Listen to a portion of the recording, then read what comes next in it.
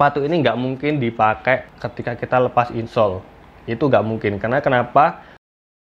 Halo teman-teman, kembali bersama Minlock. Hari ini Minlock mau nge-review sepatu bola dari Mills, yaitu Mills Cyclops Inferno. Dan ini dia sepatunya. Sepatu ini memang belum rilis resmi di pasaran, mungkin beberapa hari lagi sih. Dan untuk harganya sendiri, ini dibanderol dengan retail 599.000. Dan untuk warnanya, ini warna biru, warna merah, dan juga warna hijau ya teman-teman.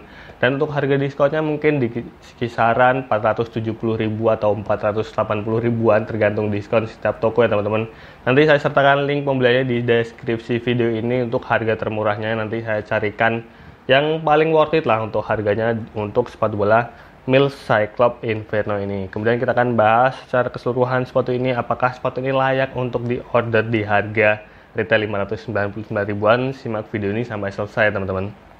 Kita akan bahas soal desainnya dulu. Desainnya seperti ini ya teman-teman. Untuk dari segi warnanya, ini ada 3 warna yang sudah saya sebutkan tadi. Dan untuk bagian logonya, ini emboss dengan logo Mills di bagian sisi samping. Ini warna birunya, kemudian warna logonya itu warna kuning. Kemudian di bagian belakang, dia ada terdapat tulisan Inferno. Dan untuk talinya juga ini udah tali-tali yang digunakan sama Mills ya teman-teman. Tali yang udah enak banget. Tali ini memang digunakan di beberapa brand juga. Udah sering banget saya bahas untuk tali seperti ini. Kemudian untuk bagian sole plate-nya, ini yang menarik dari Mills, yaitu sole plate-nya terpisah. Ini udah digunakan juga sama Mills Triton Genome ya teman-teman. Triton Genome Elite.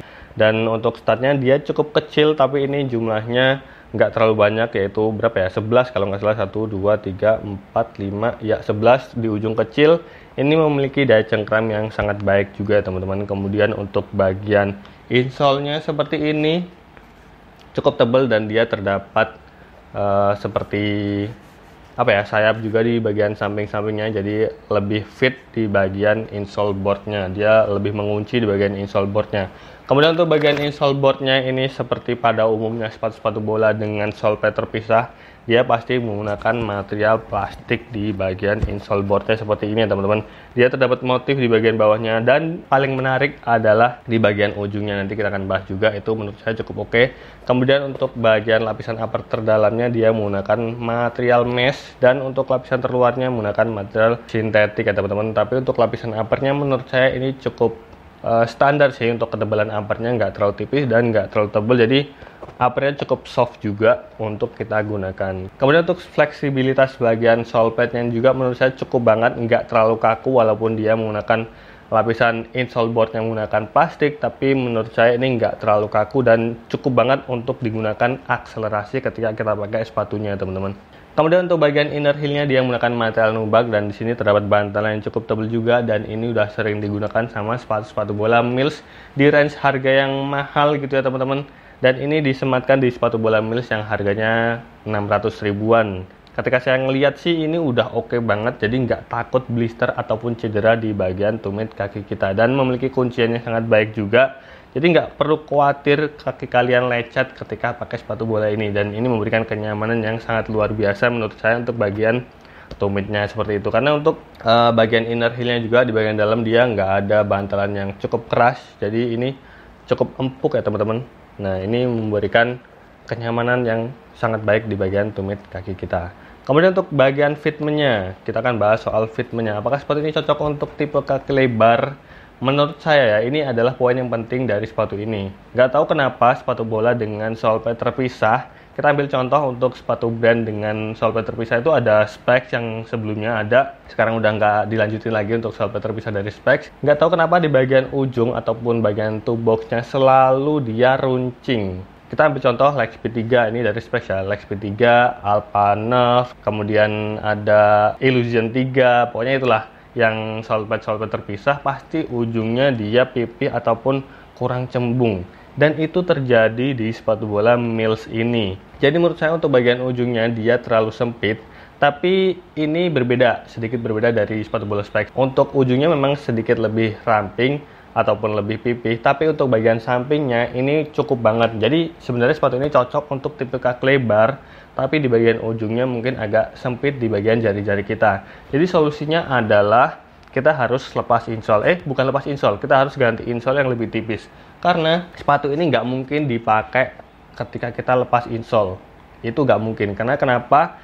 untuk insole boardnya itu di bagian ujung dia terdapat seperti duri-duri gitu. Itu gunanya untuk mencengkram ataupun mengunci di bagian insole-nya biar insole-nya nggak kegeser-geser. Jadi biar untuk kuncian antara insole board dan juga insole-nya teman-teman. Dan kalau kita lepas insole, maksain lepas insole pakai sepatu ini, itu bakal bikin sakit kaki kita karena duri-durinya cukup tajam di bagian ujungnya, dan itu bakal ngerusak kaos kaki juga, bakal lebih cepet sobek ataupun berudul gitu ya kaos kakinya.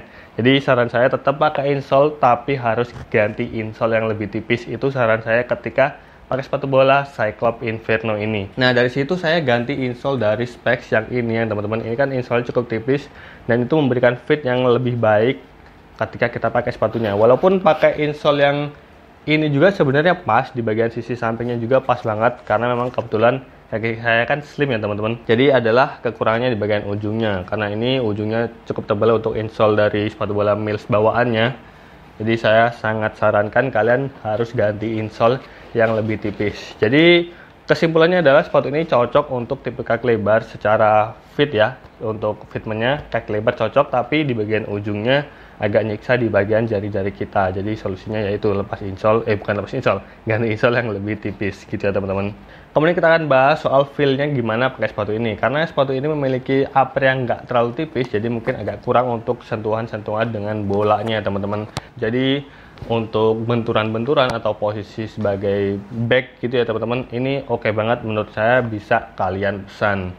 Dan kemudian untuk bagian sole pad-nya apakah memiliki daya cengkram yang baik? Menurut saya sepatu ini cocok untuk lapangan yang rumputnya tebel gitu ya teman-teman. Kalau kalian main di lapangan yang cukup keras ataupun yang sekarang udah masuk musim kemarau, yang saya gunakan lapangan biasanya untuk playtest itu kan debuan dan juga cukup keras, agak kurang nyaman dengan sole pad jenis ini karena jumlah statnya juga terlalu sedikit menurut saya, karena jaraknya juga cukup jauh dan ukuran statnya terlalu kecil. Jadi mungkin agak kurang nyaman dipakai di lapangan-lapangan yang agak keras. Jadi lebih rekomen untuk lapangan-lapangan yang bagus, lapangan-lapangan yang rumputnya tebal ataupun yang rata gitu ya teman-teman. Kalau kalian bisa lihat lah lapangan-lapangan yang kalian gunain itu seperti apa. Jadi bisa menilai sendiri apakah stats ini cocok untuk lapangan yang kalian pakai atau enggak gitu ya teman-teman.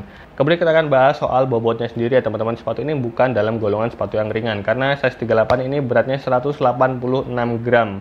Ya masih oke sih, lebih ringan daripada kemarin saya cobain Daysler 1.2 Elite, itu sedikit lebih berat, bahkan 10 gram lebih berat, 196 kalau nggak salah. Ini sedikit lebih ringan, jadi masih oke sih kalau kita pakai dalam jangka waktu yang lama gitu ya teman-teman. Kemudian untuk sizingnya ini masih sama dengan sepatu-sepatu bola Mills yang lain ya teman-teman, jadi sesuai banget sama size chart yang diberikan sama Mills. Jadi kalian tinggal sesuaiin aja size chartnya dengan kaki kalian gitu ya. Kemudian untuk dari segi durability ini udah sangat jauh berbeda ya teman-teman. Sekarang ini lem dari sepatu bola Mills udah jauh meningkat dan udah improve banget.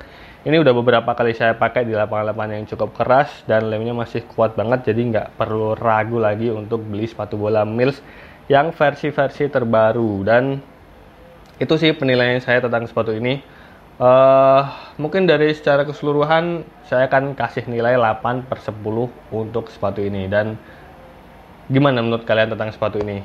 Dan mungkin itu aja sih sedikit review saya tentang sepatu ini. Semoga bermanfaat. Kalau ada yang kurang silahkan tulis di kolom komentar ya teman-teman. Kalau ada pertanyaan apapun silahkan tulis di kolom komentar. Dan terima kasih yang udah nonton video ini. Sampai jumpa di video selanjutnya.